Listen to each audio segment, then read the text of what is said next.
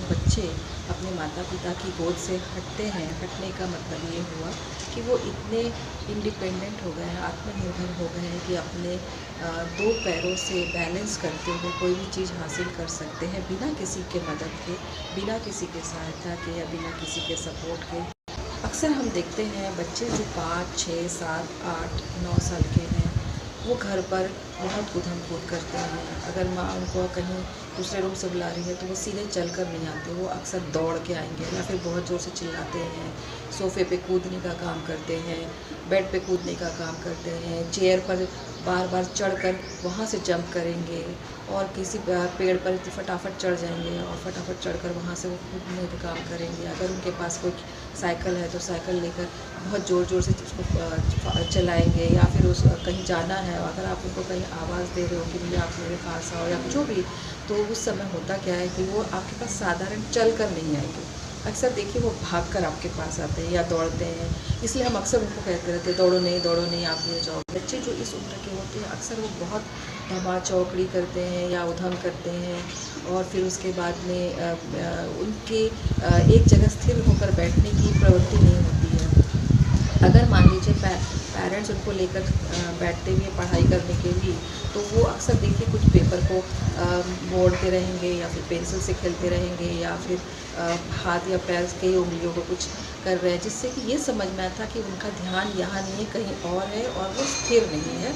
ऐसे ही हमने देखा है कि क्लास में भी जब बच्चे टीचर जब पढ़ाती है तो होता क्या है कि कई बार वो पढ़ाने के दौरान, टीचर के पढ़ाने के दौरान वो किताब बुक में कुछ गोल गोल बनाएंगे, लिखते रहेंगे या किसी को रबड़ से मारेंगे या फिर पेंसिल को बहुत ज़ोर ज़ोर से हिलाते इस तरीके से गिराने की आवाज़ आती है।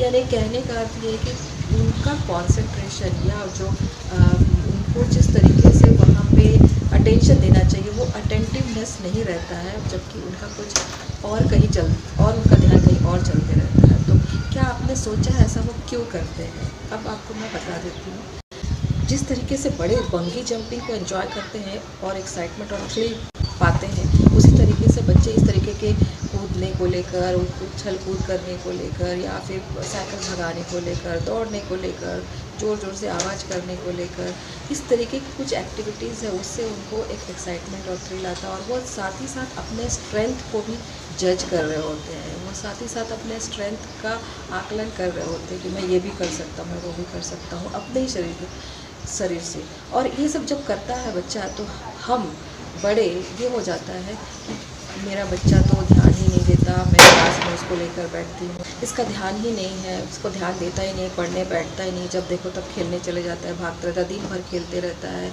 इससे अच्छा तो वो इसकी बड़ी बहन है जो बहुत शांत है और अपना जो भी बात हमारा मान लेती थी, या इसका बड़ा भाई बहुत शांत है लेकिन ये बहुत मस्ती करता है। इस तरीके की चीज़ों का हम कमेंट सुनते हैं। तो डियर पेरेंट्स, मैं आपसे एक चीज़ कहना चाहती हूँ, प्लीज़ स्टॉप। अब बता देती हूँ कि इस एज के बच्चों का उनका खुद का भी दोष नहीं है कि वो इस तरह के उधम चौकड़ी करते हैं। क्योंकि उनका बॉडी अभी ग्रो कर रहा है। अब ग्रो करने के दौरान हो रहा है ऐसे कि उनके बॉडी में हार्मोन्स एकदम रश कर रहा है और वो कहाँ ये करेंगे, उसका दिखाएंगे। अब उनका एड्रेनलिन लेवल इतना हाई होता है कि आप देखोगे कई बार बच्चे सोने के बाद में भी खेलने वाली बातें करते हैं या फिर बच्चे नींद में कुछ बड़बड़ाते हैं, बॉल दे, बॉल फेंक, उसको दौड़ भाग मारा, इस तरह की बातें करते हैं। ये आम है, कोई अलग सी बात नहीं है, ये आम है, नॉर्मल है, क्योंकि वो इतने इन्वॉल्व होते हैं, उनका दिमाग इस तरीके से चीज़ों में इतना एक्टिव रहता है और ये सब चीज़ें होने से उनका जो लार्ज मसल है उसकी एक्टिविटी बढ़ जाती है। हार्मोनल और एड्रेनलिन लेवल बढ़ जाने की वजह से उनकी लार्ज मसल है या जिसको कहते हैं हम बड़ी मांसपेशियाँ, खासकर जैसे पैरों के, पिंडलियाँ, हाथ वगैरह के, ये सब एक्टिविटी ज़्यादा करते हैं एज़ कम्पेयर टू हम बड़े लोगों को देखकर। वही आप 14-15 साल के बच्चों को देखिए, वो इस तरीके की एक्टिविटी नहीं करते। अब अनटिल वो कोई गेम में है या कोई स्पोर्ट्स में है जिसमें वो उनका इस तरह का इन्वॉल्वमेंट होता है, या फिर उससे भी बड़े आप देख लीजिए। बट इस एज के बच्चे देखिए आप बहुत ज़्यादा एक्टिव रहते हैं, बहुत भागते हैं, रश करते हैं, कोई भी चीज़ को करने के लिए चुलबुल उनका चलता रहता है। तो पेरेंट्स, अब आप ऐसा कहेंगे कि फिर हम करें क्या? उसको क्या हम खेलने दें? हम उसको कुछ भी करने दें? इसी बात में हम ऐसा उसको नहीं करने दे सकते। लेकिन ये जो उम्र है उसको खेलने में ज़्यादा समय बीतता है। प्रॉपर जो हम फॉर्मल एजुकेशन पे आप ज़्यादा स्ट्रेस मत दीजिए।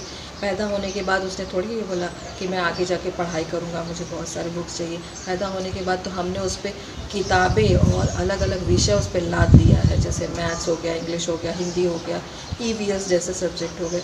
बेचारा वो तो ये सब चीज़ जानता ही नहीं था, वो तो क्वेश्चन मार्क में है कि मुझे ये क्या दिया जा रहा है या मैं क्या कर रहा हूँ।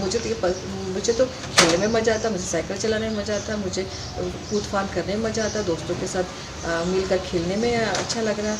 ये क्या मुझे हम एक्चुअली उनके ऊपर हमने किताबें, हमने बुक्स उन पर लाद दिया है, थोप दिया है, और हम उनको वो चीज़ नहीं करने देते वो जो उस उम्र में जो चाहते हैं। तो हमको करना क्या है, खेलने का टाइम बढ़ा दीजिए, पढ़ने का टाइम थोड़ा जब देखो तब आप अगर आप उनको बोलोगे कि तुमने पढ़ाई नहीं किया, पढ़ाई करने बैठो, पढ़ाई करता ही नहीं है, तो सीधी सी बात है वो आप बार बार बोल रहे हैं कि आपके बात को इम्पोर्टेंस ही नहीं दे रहा। क्यों नहीं दे रहा? क्योंकि आप उनको मालूम है कि यही चीज़ बोला था और उसको वो इंटरेस्ट करती नहीं है, उसको उसमें कोई इंटरेस्ट आता नहीं है, तो इसलिए वो ध्यान देते नहीं है। इसलिए हम बार बार बोलते हैं कि ध्यान नहीं देता। तो इस चीज़ को आप छोड़ दीजिए।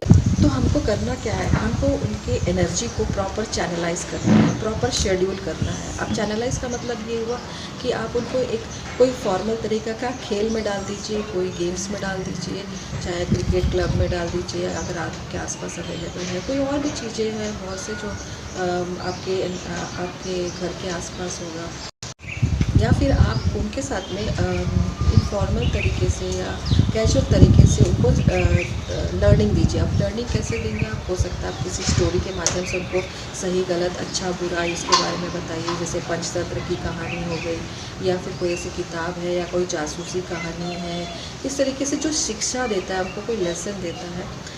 अगर आप उसके साथ में अगर खेलने को चैनलाइज करना चाहते हैं तो आप उसको किसी ऐसे चीज़ों में डाल दीजिए जहाँ प्रॉपरली खेल किया जाता है, जो उसको इंटरेस्ट करता हो, या आपके घर के आसपास जो अवेलेबिलिटी हो कोई सिखाने के लिए। अब नेक्स्ट होता क्या है कि आप उसको शेड्यूल करिए, पढ़ाई का पीरियड कम करके। मैं I am not against study और लर्निंग।